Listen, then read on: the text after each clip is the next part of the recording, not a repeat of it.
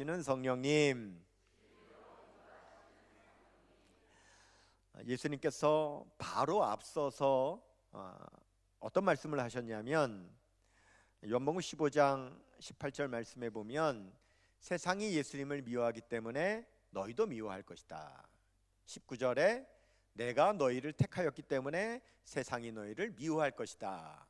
20절에 세상이 나를 박해했기 때문에 너희도 박해할 것이다. 이런 말씀을 하셨어요. 여러분, 제자들이 예수님의 이 말씀을 들을 때 그 심정이 어떨까요? 예수님 떠나고 싶을 거예요. 왜냐하면 예수님 믿는다는 것 때문에 미움받고 박해받는데 예수님만 떠나면 미움받지 않고 박해받지 않을 수 있는데 예수님 떠나면 좋겠다, 이런 마음이 얼마든지 들 수 있단 말입니다. 근데 여러분, 우리 요한복음에서 요한복음의 비밀을 푸는 열쇠, 제가 뭐라고 말씀드렸죠? 예수님은 다 알고 계신다. 지금 제자들의 그 심정도 예수님은 다 아신단 말이죠. 그래서 우리 예수님께서 이렇게 말씀하십니다. 요한복음 16장 1절 보시면 내가 이것을 너희에게 이름은 너희로 실족하지 않게 하려 함이니 그랬어요. 이제 예수님께서 이어서 말씀하시는 이유는 뭐냐면 앞에 미움받을 거다, 박해받을 거다, 이것 때문에 너희가 실족하지 않게 하려고 이제 말씀하시겠다는 거예요. 여러분, 실족이 뭐냐면 한자로는 발을 헛디뎌 추락함이라고 하는데 헬라어 원어로는 스칸달리조라 그래서 믿음에서 떨어져 나감이라는 뜻이에요.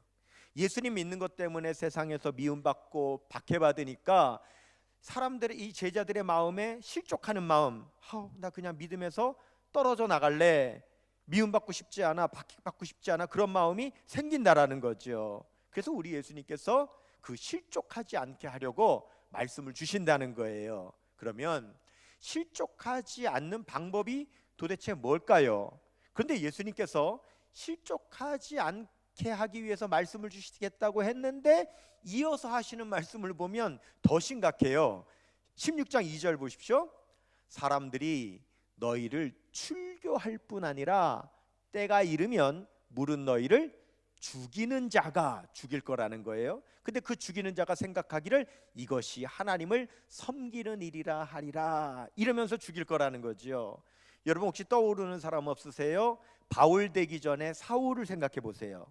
사울이 예수 믿는 사람 박해하고 죽일 때에 왜 그렇게 한다고 그랬어요? 이것이 하나님을 위한 거다, 이렇게 하면서 그가 예수 믿는 사람 핍박하고 죽였단 말이죠. 바로 그런 일이 벌어질 거라고 우리 예수님께서 말씀하시는 거예요. 그러면 여러분 같으면 어떠세요? 실족하지 않으시겠어요? 여러분 같으면 스칸달리죠. 믿음에서 떨어지고 싶다, 이런 마음 안 드시겠어요? 지금으로부터 불과 70년 이전만 해도요, 바로 이 땅에 우리 예수 믿은 믿음의 선배들이 똑같은 일을 당했잖아요. 일제에 의해서, 인민군에 의해서 그 기독교인이라는 이유만으로 핍박을 받았어요. 죽임을 당했어요. 그렇기 때문에 사실 그 당시에 많은 믿음의 선배들이요, 그 핍박이 무섭고 두려워서 일제가 원하는 대로 신사참배했어요. 목회자들이 배반했어요. 많은 기독교인들이 신앙 버렸어요. 그런데 세월이 흘러서 지금의 이 후배들이 그 믿음의 그 선배들을 향하여서 뭐라고 하느냐, 어떻게 신사참배할 수 있냐고 비난해요. 그런데 우리가 비난할 자격이 있을까요? 우리도 똑같은 일을 당한다면 정말 우리도 실족하지 않을 수 있을까요? 나도 믿음에서 떨어져 나가고 싶다, 나도 핍박받고 싶지는 않아, 미움받고 싶지는 않아, 그런 마음이 우리는 안 들까요? 우리가 함부로 말할 수 없다는 거예요. 우리도 실족할 수 있어요. 우리도 믿음에서 떨어지고 싶은 마음이 들 수가 있어요. 그런데 우리도 똑같은 일을 당합니다. 지금 우리는 요한계시록의 시대를 살아요. 여러분, 요한계시록에는 분명히 우리 믿는 자들이 핍박을 받을 거라고 말씀을 하시는데, 여러분 요한계시록 13장 15절 보시면 그가 권세를 받아 그 짐승의 우상에게 생기를 주어 그 짐승의 우상으로 말하게 하고 또 짐승의 우상에게 경배하지 아니하는 자는 몇이든지 다 죽이게 하더라 그랬어요. 이건 여러분 바로 우리가 겪어야 되는 말씀이에요. 그리고 이 말씀 이어서가 바로 뭐가 나오느냐? 짐승의 표, 바로 666이 나오는 거예요. 짐승의 표, 666 짐승의 표를 이마나 손등에 받지 않으면 거래도 못하는 거예요. 세상의 혜택도 못 받는 거예요. 그것 때문에 핍박을 받는 거예요. 우리도 겪어야 되는 겁니다. 목사님, 내가 정말 얼마나 공을 들여서 오늘 새신자를 데려왔는데 아니 하필 오늘 이런 말씀을 하시면 어떡해요? 죄송합니다. 여러분에게 armchair Christianity, 안락의자용 기독교만 소개하고 또 기독교 신앙을 갖게 되면 이런 환난과 핍박을 당할 수 있다라고 하는 주의사항은 말씀드리지 말아야 되는데, 안 할 수 없는 것은 우리 예수님이 말씀을 하셨기 때문이에요. 오늘 요한복음 16장 4절 보세요. 오직 너희에게 이 말을 한 것은 너희가 핍박받고 박해받고 출교당하고 죽임당할 것이라는 말을 내가 너희들에게 한 것은 너희로 그때를 당하면 내가 너희에게 말한 이것을 기억나게 하려 함이요 그랬어요. 예수님은 신앙생활의 주의사항 말씀하셨어요. 예수님은 우리의 신앙이 안락의자에서 편안함을 누리는 신앙이 아니라는 것에 대해서 말씀을 하셨어요. 그런데 예수님은 그러면서 뭐라고 하세요? 그러면서도 실족도 하지 말라고 말씀하시는 거예요. 그러면 정말 우리는 어떻게 해야 그런 신앙의 어려움 가운데서도 우리는 실족하지 않을 수 있을까요? 예수님은 정말 그 비밀을 말씀해 주세요. 바로 7절입니다. 같이 읽을게요. 그러나 내가 너희에게 실상을 말하노니 내가 떠나가는 것이 너희에게 유익이라. 내가 떠나가지 아니하면 보혜사가 너희에게로 오시지 아니할 것이요 가면 내가 그를 너희에게로 보내리니. 예수님께서 보혜사를 보내주시겠대요. 여러분, 보혜사가 누구시죠? 성령님이란 사실을 누누이 들어서 알고 계시죠? 예수님께서 우리가 신앙의 환난과 핍박으로부터도 실족하지 않을 수 있는 방법은 성령 받는 거라고 말씀하시는 거예요. 그런데 여러분, 이것이 뻔한 말씀이 아닙니다. 여러분, 오늘 말씀을 한번 잘 들어보세요. 우리가 성령을 분명히 받아야 되는 이유를 예수님께서 말씀하시는데 8절에서 11절인데 같이 읽겠습니다. 이것도요. 시작. 그가 와서 죄에 대하여 의에 대하여 심판에 대하여 세상을 책망하시리라. 죄에 대하여라 함은 그들이 나를 믿지 아니하며 의에 대하여라 함은 내가 아버지께로 가니 너희가 다시 나를 보지 못하며 심판에 대하여라 함은 이 세상 임금이 심판을 받았음이라. 이렇게 말씀하셨어요. 그런데 여러분, 이 구절은요 정말 어려운 구절이에요. 이 구절은 이해하기가 너무 어려워요. 우리 한글 성경이 분명히 최선을 다해서 번역을 했을 텐데도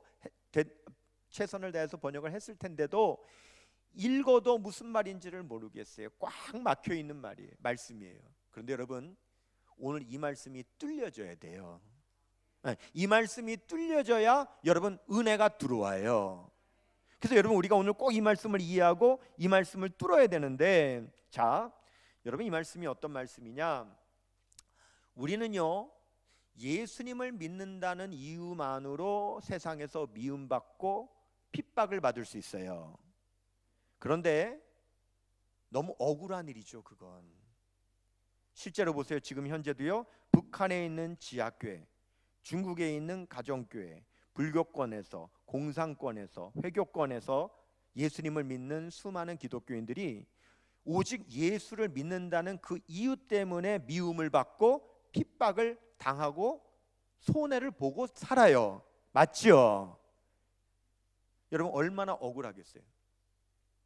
강도라 그러면 강도는 뭐 하는 거죠? 빼앗고 죽이고 하는 존재예요. 근데 기독교인은 그냥 예수님을 자기가 신앙으로 믿은 사람이에요. 다른 사람에게 강도 짓을 했나요? 뭐 물건을 뺏었나요? 죽였나요? 다른 사람 손해난 게 하나도 없어요. 그냥 내가 신앙을 가진 거예요. 그런데 그것만으로 미움받고 핍박받고 손해당하고 죽임당한다면 얼마나 억울하겠어요. 그런데 그 억울함을 하소연할 데가 없습니다. 왜냐? 미워하는 그 세상이 재판관이에요. 미워하는 그 세상이 심판을 하는 거예요. 그러니 누구에게 공정하게 해결해 달라고 하소연을 하겠냐는 거예요. 미워하는 그가 재판장인데 방법이 없는 거예요. 너무너무 억울하지만 풀어낼 방법이 없는 겁니다. 여러분 세상은 뭐라고 하느냐 이렇게 말하는 거예요. 여러분 들어보세요. 세상은 예수를 믿는 것은 죄라고 해요. 여러분 죄라고 정하는 것을 정죄한다 그러죠.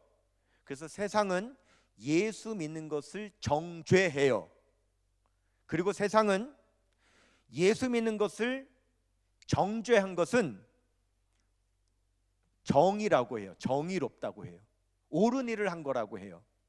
그리고 세상은 예수 믿은 것을 정죄해서 그들을 핍박하고 죽인 것은 올바른 재판을 한 거라고 해요. 자, 이것을 한마디로 정리하면 뭐라고 할 수 있냐면 죄를 정의롭게 심판한 것이라고 부르는 거예요. 한번 따라해 볼까요? 죄를 정의롭게 심판.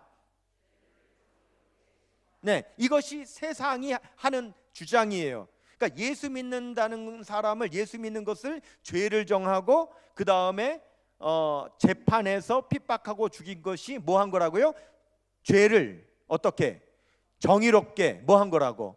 심판한 거라고 주장한다는 거예요. 아니잖아요. 그런데 그렇게 주장하는 거예요. 그러면 이거를 누구한테 하소연할 거냐고요? 누구한테 풀어달라고 할 거냐고요? 미워하는 세상이 그 자체가 우리를 재판하는데, 그렇기 때문에 세상에서는 하소연할 데가 없고 세상에서는 우리가 올바른 판단을 받을 수가 없어요. 오직 여러분 이 억울함을 풀어주실 수 있는 분은 세상이 없기 때문에 하늘에서 내려오셔야 돼요. 그래서 예수님께서 그분을 하늘에서 보내주시겠다는 거예요. 누굽니까? 보혜사 성령님을 보내주시겠다는 거예요. 그러면 성령님께서 오셔서 뭘 하냐면 그 세상을 책망하시겠다는 거예요. 어떻게 책망하시느냐? 죄에 대해서, 의에 대해서, 심판에 대해서 책망하시겠다는 건데 이런 겁니다. 예수님 믿은 것을 죄라고 한 세상을 책망하신다는 거예요. 성령께서 성도들을 정죄한 것이 옳다라고 한 세상을 책망하실 거라는 거예요. 성도들을 핍박하고 죽인 것이 죄를 심판한 것이라고 한 그 세상을 책망할 것이라는 거예요. 자, 그것이 뭐냐? 자, 여러분 보세요. 18절, 요한복음 16장 8절. 그가 와서 뭐에 대해서? 죄에 대해서. 그 다음에요, 의에 대해서. 그 다음에요, 심판에 대해서 세상을 책망하시겠다는 거예요. 그가 와서, 성령께서 오셔서. 그러면 성령께서 오셔서 죄에 대해서 책망하시는 게 뭐라고요? 예수 믿었다고 죄라고 정한 거, 그거 책망하시겠다는 거예요. 의에 대해서는 뭐예요? 예수 믿는 거 정죄한 것이 정의라고 한 거, 그 의 책망하시겠다는 거예요. 심판은 그래서 예수 믿는 사람 핍박하고 죽인 것이 올바른 심판한 것이라고 한 그 심판 책망하시겠다는 거예요. 그래서 죄에 대해서, 의에 대해서, 심판에 대해서 책망하시겠다는 거예요. 그런데 예수님께서 그것을 더 구체적으로 말씀하십니다. 자, 첫 번째 9절 말씀 보시면 죄에 대하려라 함은 그들이 나를 믿지 아니하며, 이렇게 말씀하셨는데 이런 뜻이에요. 세상을 향해서 성령께서요, 네가 예수님 믿지 않으면 예수님 믿는 것이 죄냐? 이렇게 책망하신다는 거예요. 그러니까 너 예수 안 믿었지? 그러면 네가 예수님 안 믿었으면 그럼 예수님 믿은 것은 죄냐? 이렇게 책망하신다는 거예요. 자, 두 번째 10절 의에 대하려라 함은 내가 아버지께로 가니 너희가 다시 나를 보지 못하며. 자, 이 말씀은 성령께서 세상을 이렇게 책망하신다는 거예요. 네가 예수님 죽인 것이 정말 옳다면 하나님은 왜 예수님을 부활 승천시키셨느냐. 그러니까 세상이 예수님을 죽인 것이 정말 옳은 거라면 하나님이 예수님을 죽게 그냥 두셔야 되잖아요. 근데 왜 예수님을 하나님께서 부활 승천시키셨냐 이거예요.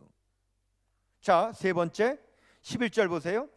심판에 대하여라 함은 이 세상 임금이 심판을 받았음이라. 이 말씀은 성령께서요, 세상을 향해서 하나님께서 이미 너를 심판하셨는데 너는 무슨 자격으로 심판을 하느냐? 이렇게 책망하신다는 거예요. 자, 정리하겠습니다. 우리는 예수님을 믿는다는 이유만으로 세상에서 미움받고 핍박받습니다. 그런데 이것을 세상에 하소연할 곳이 없습니다. 왜? 그 세상이 미워하고 그 세상이 재판하니까. 그래서 여기에 대해서 우리의 하소연에 제대로 재판을 해주실 수 있는 분은, 판단을 해주실 수 있는 분은 하늘에서 오시는 성령님 뿐입니다. 그래서 그 성령님께서 오셔서 세상을 책망하시는데 예수를 믿는다는 것만으로 정죄한 것이 옳으냐라고 책망하시고, 죄에 대해서 그 다음에 예수님을 믿는다고 정죄한 것이 옳다고 하는 너희의 그 의에 대해서 책망하시고, 그 다음에 예수 믿는 사람을 핍박하고 죽인 그 재판에 대해서 네 재판이 옳으냐라고 책망하신다는 거예요. 아멘입니까? 성령께서 그렇게 세상을 책망하실 거라는 거예요.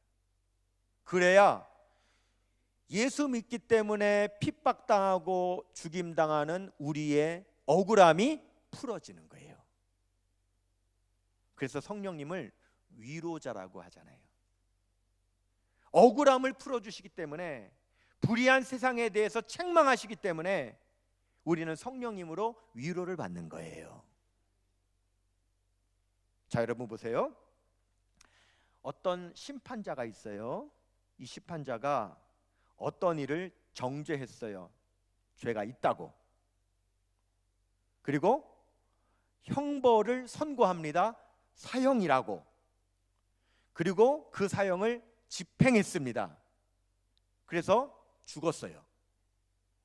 근데 이 죽은 이가 완전히 죽었는데 3일 후에 부활했어요. 그럼 여러분 물어볼게요. 그러면 부활한 사람을 다시 사형시킬 수 있습니까? 없습니까?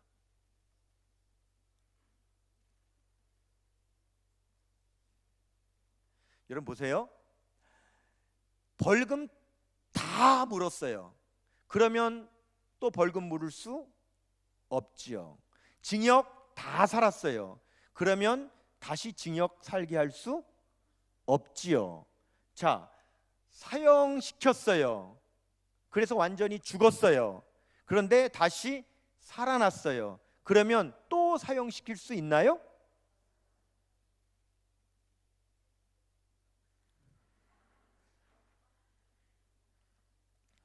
여러분, 근데 세상 어느 나라의 법에도요 이런 법조항이 없어요. 보세요. 사형당해서 완전히 죽은 사람이 사흘 후 다시 부활하면 재사형시킨다.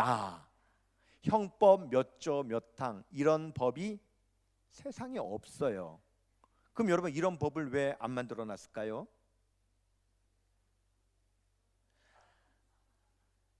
이 세상이 부활을 안 믿기 때문에 안 만들어 놓은 거예요. 만약에 부활이 있다고 믿으면 사형시켰는데 다시 살아났을 경우에 뭐 재사형을 시킨다든지 재사형을 시킬 수 없다든지 법조항을 만들어 놔야 될 거 아니에요. 근데 이 세상 어느 나라에도 이런 법조항이 없다는 것은 부활을 아예 안 믿으니까, 부활할 일이 없다고 믿으니까 부활했을 경우에 어떻게 해야 되는지에 대한 법조항을 만들 필요가 없는 거란 말이죠. 자, 여러분, 그래서 지금부터는 우리가 이 부활장이라고 하는 고린도전서 15장을 볼 건데 12절 보십시다. 보세요. 그리스도께서 죽은 자 가운데서 다시 살아나셨다 전파되었거늘 너희 중에서 어떤 사람들은 어찌하여 죽은 자 가운데서 부활이 없다 하느냐 이러죠. 여러분, 지금 온 세상은 부활을 안 믿습니다. 부활을 전혀 안 믿으니까 죽은 사람이 다시 살아났을 경우에, 부활했을 경우에 어떻게 처리해야 되는지에 대한 조항 자체가 없는 거란 말이에요. 안 만드는 거란 말이에요.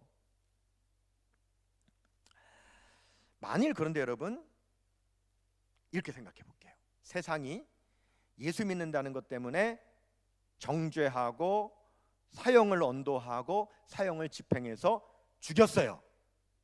완전히 죽었어요. 근데 그 사람이 사흘 후에 부활을 했어요. 그런데 처음부터 사실을 예수 믿는 사람, 예수 믿는 사람은 죽인 이유는 정당해서 죽인 게 아니라 미워서 죽인 거잖아요. 그렇잖아요. 그러면 다시 부활해도 어차피 밉잖아요. 그럼 처음에도 미워서 죽였으니 그 다음에도 여전히 미우니까 죽일 수 있잖아요. 그래가지고 또 죽였어요. 부활했는데. 그런데 이번에는 안 죽어요. 왜냐? 처음에 죽일 때는 죽이면 죽는 몸이었지만 부활을 한 몸은 영생의 몸이기 때문에 다시 죽여도 안 죽는 몸이에요. 그래서 죽여도 안 죽어요. 자, 보십시오. 고린도서 15장 44절 보세요. 육의 몸으로 심고, 이 말은 뭐냐면 처음에 육의 몸으로 죽었다는 거예요. 심었다는 얘기는 죽어서 묻었다는 이런 의미예요. 육의 몸으로 죽었어요. 근데 다시 부활할 때는 어떤 몸으로? 신령한 몸으로 다시 살아나나니 육의 몸이 있은즉도 영의 몸도 있느니라, 이렇게 말씀하시는 거예요. 그러니까 처음에 우리 예수님이나 믿는 자들을 죽일 때는 죽는 몸이었기 때문에 죽었어요. 그런데 하나님께서 예수님과 함께 우리도 부활시키신단 말이에요. 그러니까 우리가 부활을 할 때에는 죽지 않는 몸, 신령한 몸, 영원한 영생의 몸으로 부활을 했단 말이에요. 그런데 이 사람들이 밉다고 또 죽여요. 죽어요, 안 죽어요? 안 죽지요. 근데 계속 죽여요, 하여간. 그러면 끝에 가서는 어떻게 될까요? 마지막에 가서는, 이런 일이 계속 벌어지면 마지막에 가서는 어떻게 될까요? 죽이는 사람이 죽어요. 맞죠? 죽이는 사람이 결국 죽어요. 죽임 당하는 우리는 안 죽어요. 자, 여러분 보세요. 고린도서 15장 26절. 맨 나중에 결론이죠. 멸망받을 원수는 사망이니라 그랬어요. 그렇게 되는 거예요. 그러면 누가 승자입니까? 세상이 승자입니까? 우리가 승자입니까? 우리가 승자죠. 자, 고린도서 15장 54절에서 58절 볼게요. 자, 이 썩을 것이는 처음의 몸이죠. 죽는 몸. 죽었다가 그 다음에 부활할 때는 썩지 아니함을 입고 그랬죠. 이 죽을 것이, 처음의 몸은 죽을 몸이었지만 그 다음에 부활할 때는 죽지 아니함을 입을 때에는 어떤 일이 벌어져요? 사망을 삼키고 이기리라고 기록된 말씀이 이루어지리라. 누가 이기는 거예요? 우리가 이기는 거예요. 도리어 우리가 사망을 삼켜버린다는 거예요. 네. 계속 사망아 너의 승리가 어디 있느냐? 사망아 네가 쏘는 것이 어디 있느냐? 여러분 보십시다. 처음에는 우리를 죽였어요. 죽었다니까요. 죽을 몸이니까. 그런데 예수님으로 말미암아 우리가 부활을 했다고요. 죽지 않는 몸으로 부활을 했다고요. 그런데 우리가 밉다고 계속 죽여요. 뭐예요? 계속 쏘는 거예요. 사망을 쏘는 거예요. 그런데 끝까지 가면은 누가 죽는다? 죽이는 사람이 죽는다. 우리는 계속 산다. 그러니까 그때 가서 뭐라 그래? 사망아 너 어디 갔냐? 사망아 너의 쏘는 것이 어디 있냐? 없다는 거예요. 계속 보세요. 사망이 쏘는 것은 죄요, 죄의 권능은 율법이라 우리 주 예수 그리스도로 말미암아 우리에게 승리를 주시는 하나님께 감사하노니. 왜요? 하나님이 우리를 부활케 하시니까. 하나님이 우리를 죽지 않게 하시니까. 그러므로 내 사랑하는 형제들아 견실하며 흔들리지 말고 뭐예요? 실족하지 말고 믿음에서 떨어지지 말고 항상 주의 일에 더욱 힘쓰는 자들이 되라. 이는 너희 수고가 주 안에서 헛되지 않은 줄 알미라. 여러분 바로 이것이 우리 기독교의 진리입니다. 이 진리를 누가 가르쳐 주셔요? 성령님이 오시면 가르쳐 주시는 겁니다. 자, 요한복음 16장 13절 오늘 본문 예수님 뭐라 하세요? 그러나 진리의 성령이 오시면 그가 너희를 모든 진리 가운데로 인도하시리니 그가 스스로 말하지 않고 오직 하나님께 들은 것을 말하며 그 다음에요 장래일을 너희에게 알리시리라. 지금은 핍박받지만, 지금은 미움받지만, 지금은 죽지만 그러나 우리는 결국 부활하게 될 것이고, 부활하게 되면 아무리 세상이 우리를 미워해서 또 죽인다 할지라도 우리는 죽지 않을 것이고 결국 우리를 죽이는 그들이 죽을 것이며, 그때 되면 우리를 쏘고 우리를 죽이려고 하는 사망이 어디 갔느냐, 쏘는 것이 어디 갔느냐, 결국 누가 승리하냐? 우리가 승리한다. 그 장래일을 성령께서 알려주신다는 거예요. 여러분 어떻게 이 내용이 뚫려지셨습니까? 여러분 뚫려지셨다면 우리가 성령을 받아야 되는 겁니다. 네, 뚫렸으니까 성령을 받아야 돼요. 제가 너무 잘 아는 저하고 아주 친한 목사가 있어요. 그가 20대 초반 신학생이며 전도사일 때 군에 입대를 하게 됐어요. 자대 배치를 받았는데 신병으로 내무반에 제일 막내로 들어간 거예요. 그런데 이 사람이 신학생이고 전도사인 걸 내무반의 모든 고참들이 다 알아요. 자기 막내니까 위에 고참들이 다 알아요. 근데 그가 이렇게 생각했어요. 우리 내무반에 있는 고참들이 내가 신학생이고 전도사인 걸 다 아는데 이들이 앞으로 인생을 살다 보면 교회를 갈 수도 있잖아요. 그런데 내가 여기서 전도사로서 구별된 모습을 보이지 않고 내가 이 안에 있는 사람들과 다 똑같은 행동을 다 하면 혹여 이 사람들이 나중에 교회를 갔을 때 강단에 있는 목회자를 바라보며 뭐라고 할 거예요? 저기 지금 번듯하게 강단에 서 있는 것 같지만 나 군대에 있을 때 전도사 있었는데 똑같이 다 하더라. 이러면 하나님의 영광 가리고, 그럴 수 있으니까 내가 여기서 전도사로서 내가 구별되게 행동해야 되겠다. 그들과 똑같은 그런 모든 행동을 하지 말아야 되겠다. 무슨 말씀인지 이해되시죠?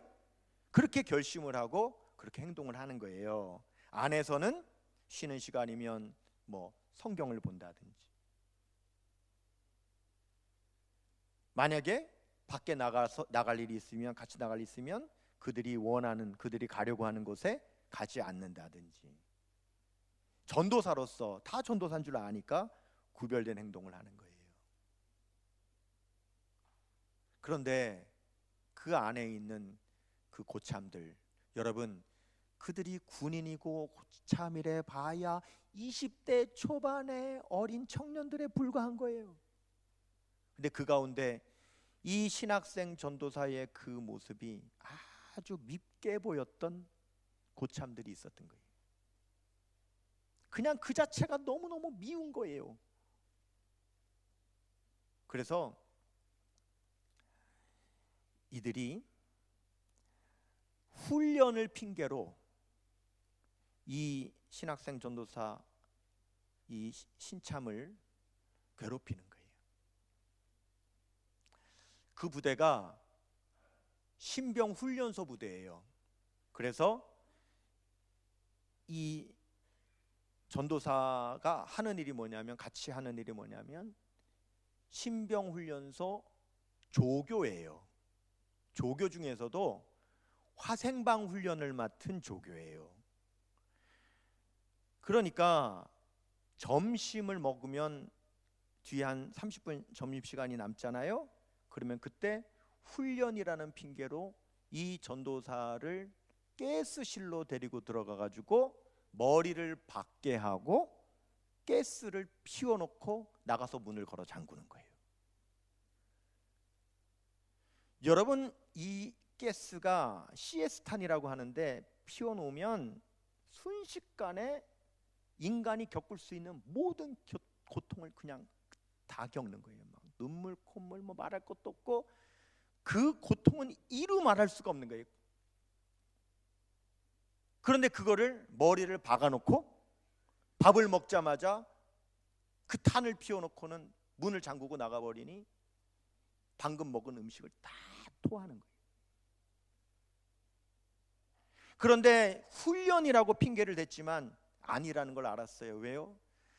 그 내무반에 있는 다른 어떤 고참이 알기 때문에 일러준 거예요. 이거 훈련 아니다.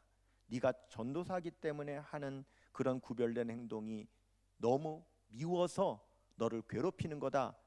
그러니까 그가 이런 고통 당하지 말고 그냥 너도 그냥 하라는 대로 해라. 같이 하는 대로 해라.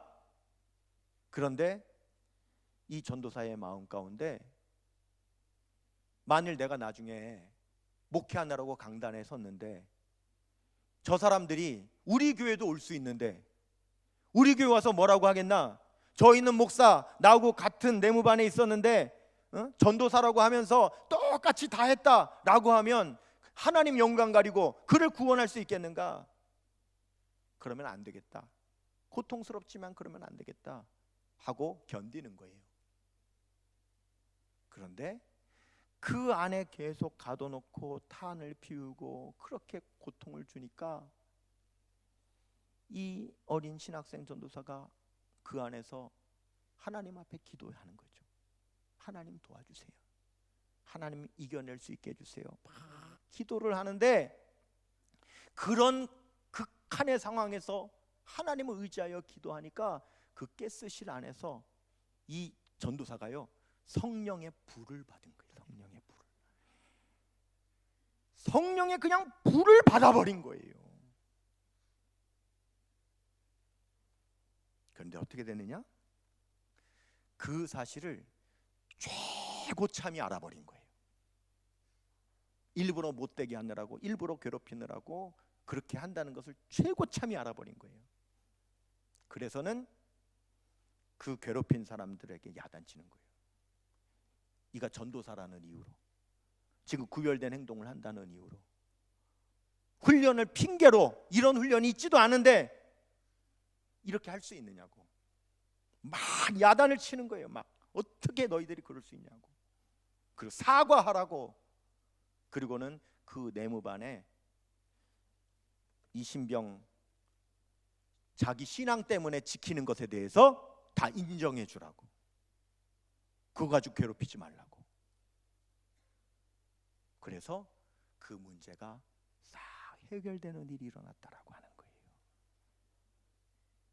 여러분, 여기서 보면 그 최고참이 누구와 같으냐? 성령님 같은 거예요. 성령님이 오셔서 책망하시는 거예요. 죄에 대해서, 의에 대해서, 심판에 대해서 너희가 얼마나 잘못했는지 성령님께서 조목조목 제대로 책망하시는 거예요. 그리고 우리를 위로하시고 우리에게 그 영적 진리를 깨닫게 하시며 우리가 흔들리지 않고 끝까지 승리하도록 성령께서 우리를 인도해 주시는 거예요.